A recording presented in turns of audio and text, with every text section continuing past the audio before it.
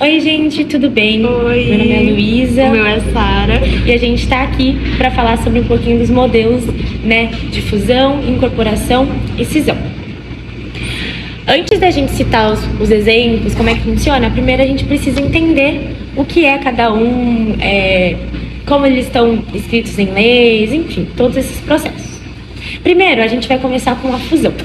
O que acontece quando uma empresa se funde? Nada mais é do que duas empresas que se juntam e criam uma nova. Quando tem a criação dessa nova, essas duas que existiram antes, elas param de existir. Mas o que acontece com as dívidas, com os funcionários, com os patrimônios que tinham dessa empresa? Elas são repassadas e reorganizadas para essa nova empresa que vai criar, enfim, um novo nome, um novo CNPJ. Elas vão se fundir e é como se aquelas outras duas empresas nunca tivessem existido, né? Então a fusão é a operação pela qual se unem duas ou mais sociedades para formar uma sociedade nova, que vai suceder novos direitos e obrigações. Bom, agora a gente vai conversar um pouquinho sobre a incorporação. Ela é um pouquinho diferente da fusão, né? O que acontece na incorporação? É como se uma empresa comprasse a outra, né? A gente tem uma empresa maior, né, que está incorporando uma menor, não necessariamente em quesito de maior e menor em quesito de patrimônio, né? E tem condições para essa incorporação acontecer.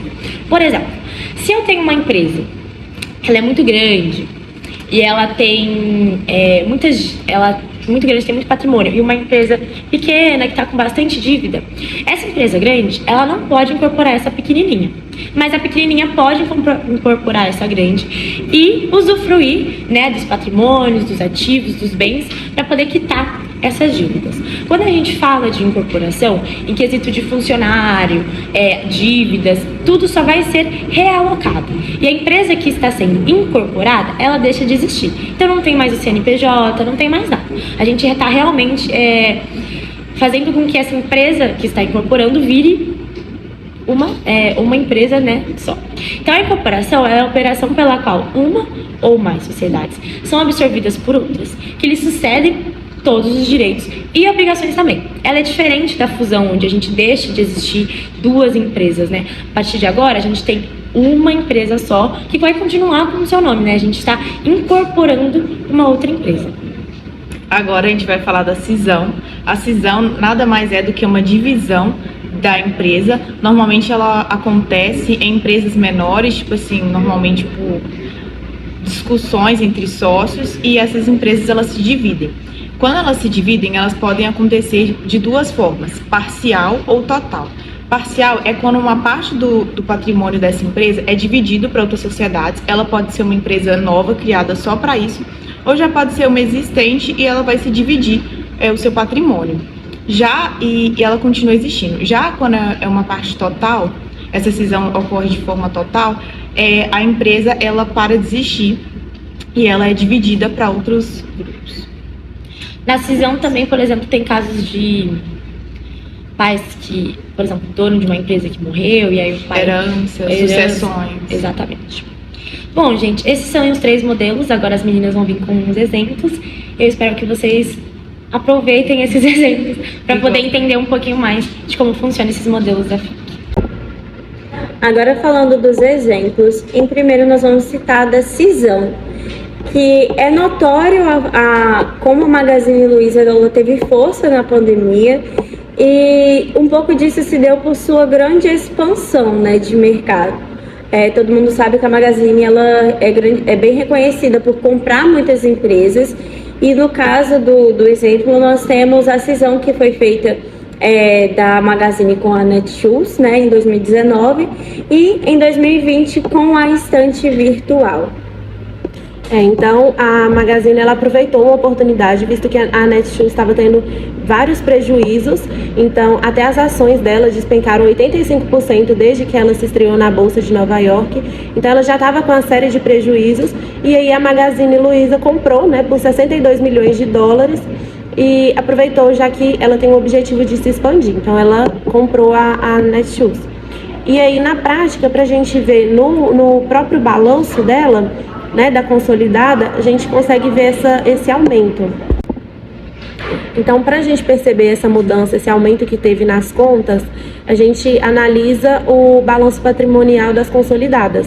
E teve um aumento, né, do último exercício de 2019 para o exercício de 2020, um aumento significativo. Então, tanto no ativo total, em que ele passou de 19.791.073 para 24.647.203.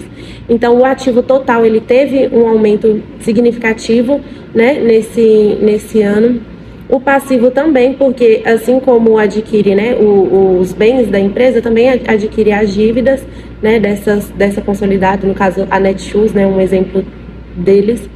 E também o investimento, né, que ele faz na aquisição, né, na cisão. Sim, então os valores dos investimentos também aumentaram.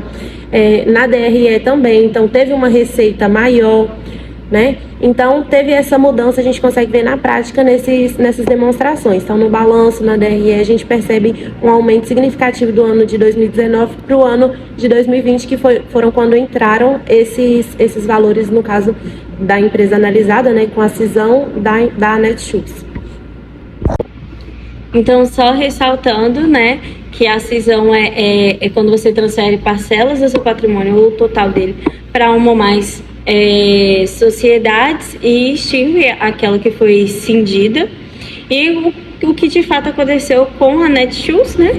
Ela cedeu seu patrimônio para a Magazine Luiza porque ela estava entrando em falência, e isso fica claro no nosso exemplo.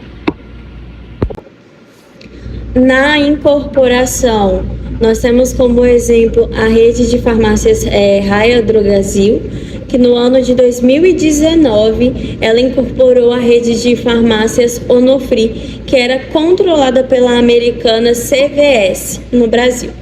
O que acontece? A CVS, ela queria entrar, né, e ser introduzida ali no mercado brasileiro, e ela comprou a rede de farmácias Onofre, pensando, né, nessa entrada no Brasil. Porém, quando ela chegou aqui, ela se deparou com um cenário totalmente diferente do que ela estava acostumada lá fora. Então, ela, ao invés de já chegar com tudo, ela chegou já dando uma freada, ela fechou algumas farmácias. E depois, quando ela tentou avançar, ela não conseguiu. Ela se deparou com uma legislação diferente, um cenário diferente. Então, tudo isso foi contribuindo um pouco ali para essa incorporação ocorrer futuramente, né? Não necessariamente a Onofre ela faliu, mas a Droga Raia, né, a Raia Drogasil, ela pegou e incorporou a Onofre. Ela comprou, né, 100% do capital da Onofre, né, da CVS, e incorporou total a Onofre, e agora elas são Droga Raia. A gente até deixou aí um pouquinho da logo, né, que mudou. E o exemplo que nós trouxe de incorporação foi esse. E aí, trazendo para exemplificar mais, né, demonstrar maior esse acontecimento, nós temos aqui o balanço patrimonial, né, do valor consolidado. Aí nós temos o antepenúltimo exercício, né, de 2017. Você vê aí que seu ativo total era 6.464.249 em 2017. O penúltimo exercício, né, antes de acontecer essa incorporação, o ativo dela aumentou para 7.352.500. E no último exercício, né, do ano de 2019, quando aconteceu a incorporação, esse ativo ele aumentou muito mais e foi de 7 milhões para 12.248.255. Então, esse ativo é notório que com a incorporação ele aumentou, né, de 2017 para 2019, depois que ocorreu essa incorporação. E o passivo também você consegue notar esse aumento, porque quando você assume uma empresa, você assume todas essas obrigações dela também. E agora, entrando no exemplo da fusão, a gente trouxe a Natura com a Avon, né? Que em 2019, ela no mercado de beleza, ocorreu essa movimentação, né? Que formou a 4ª maior empresa de cosméticos do mundo. Então, mas por que ocorreu isso, né?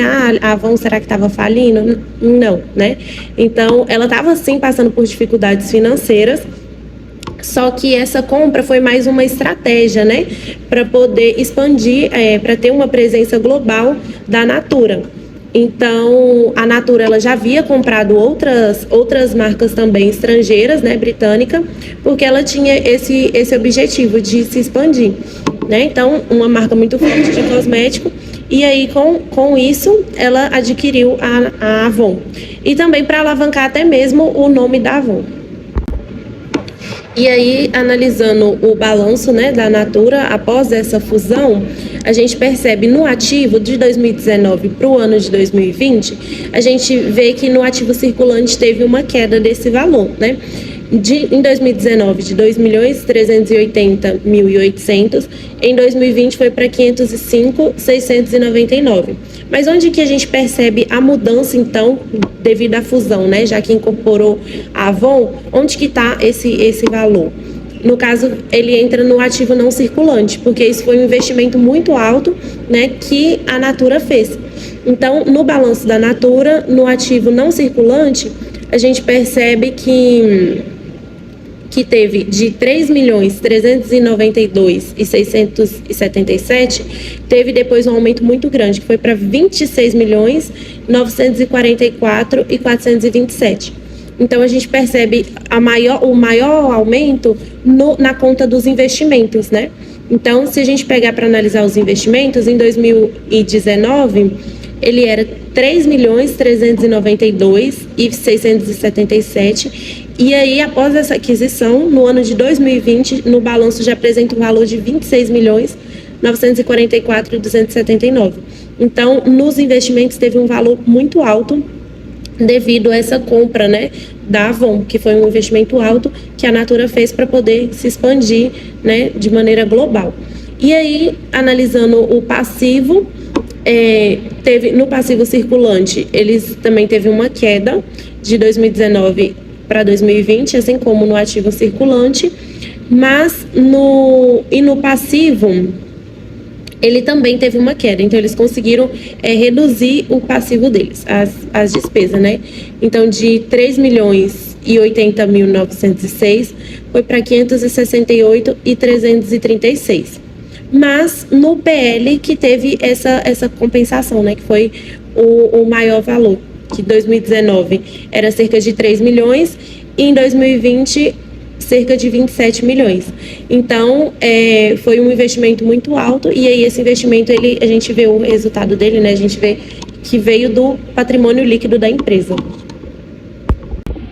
E aí, analisando também no balanço a parte do consolidado, a gente percebe que em 2019 para 2020 também teve um aumento muito grande. E aí, na parte do consolidado, o ativo circulante ele teve um aumento assim, bem significativo, foi quase o dobro, né, no valores do ativo circulante. Então, com certeza, isso reflete no balanço nessa mudança, né, do exercício de 2019 para 2020. No ativo não circulante também teve um aumento, e aí analisando o total dos ativos, a gente percebe que quase triplicou, né? Foi de cerca de 20 milhões para 60 milhões. Então, assim, teve um aumento muito grande nos ativos não circulantes também, né? No ativo em geral. Então, a gente viu na prática, né, como que isso ocorre, além da gente entender sobre a cisão, incorporação, a fusão, a gente pode perceber isso nos exemplos reais, né, nas empresas que a gente viu, né, da Natura, com a Avon, né, e as outras. Então, a gente consegue ver, né, essa mudança que ocorre depois desses acontecimentos, né, da FIC, no caso. Então, a gente viu que aumenta, né, tanto os endividamentos, aumentaram os ativos. Então, essas são estratégias muito boas para as empresas, no caso de elas estão enfrentando alguma dificuldade. Então, por isso que é importante a gente entender, né? Para ver essa expansão das Sim, para poder expandir e alavancar no mercado. Gente, foi isso. Eu espero que vocês tenham gostado, espero que vocês tenham entendido e aproveitado também a apresentação. É isso. Sim, tchau.